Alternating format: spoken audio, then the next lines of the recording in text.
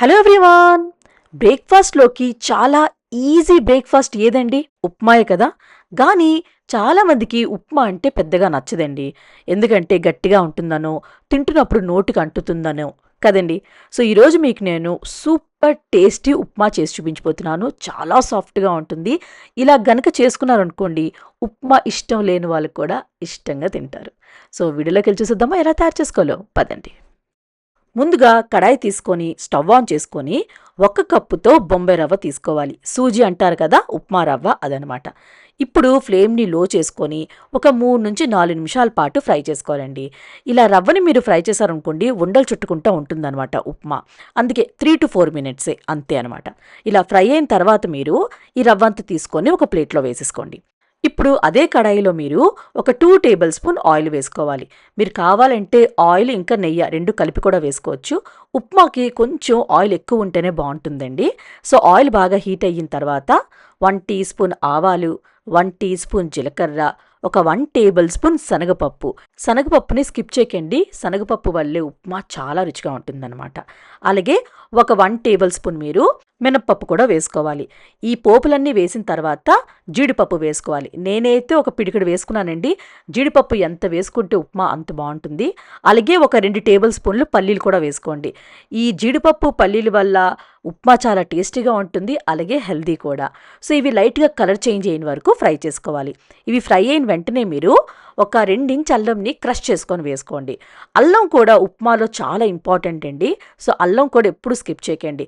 ఉప్మాలో కావాల్సింది ఏంటంటే అల్లము, శనగపప్పు, కరివేపాకు ఇవి కంపల్సరీ ఉండాల్సిందే అనమాట. అలాగే ఒక 2-3 ఎండుమిరపకాయలు, పచ్చిమిరపకాయలు ఒక 2-3. ఎండుమిరపకాయలు, పచ్చిమిరపకాయలు అనేది మీ టేస్ట్ ప్రకారం మీరు వేసుకోవచ్చండి. మీరు కొంచెం స్పైసీగా ఇష్టపడితే ఎక్కువ వేసుకోవచ్చు. తర్వాత ఒక మీడియం సైజ్ ఉల్లిపాయని చిన్నగా కట్ చేసుకొని వేసుకోవాలి.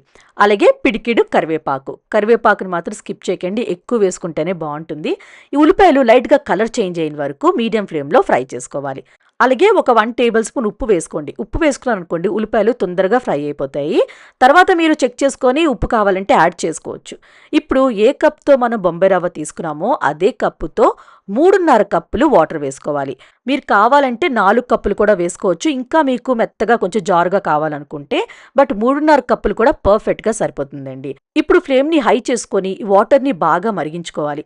మరిగిన తర్వాత ఫ్లేమ్ని లో చేసుకొని ఈ రవ్వంతా ఇలా స్ప్రెడ్ చేసుకొని వేసుకోవాలి. ఒకే దరి వేసుకోకుండా ఇలా రవ్వ వేస్తున్నప్పుడు గరిటతో కలుపుతూ ఉండండి. ఇలా కలిపిన వల్ల ఏమవుతుందంటే ఉండలు ఫామ్ అవ్వకుండా ఉంటుంది.